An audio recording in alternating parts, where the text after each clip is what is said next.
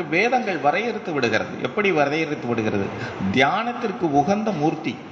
தியானம் செய்ய வேண்டுமானால் குரு இல்லாமல் உனக்கு தியானம் எந்த காலத்திலும் நிச்சயமாக சித்திக்கவே சித்திக்காது.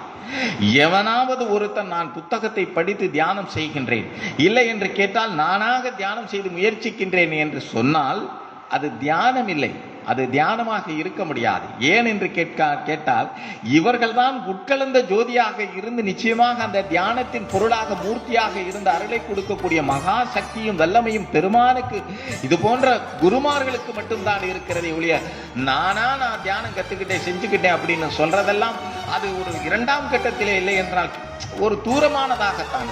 உண்மையான தியானம் சித்திக்க வேண்டும் என்றால் குருவருள் வேண்டும்.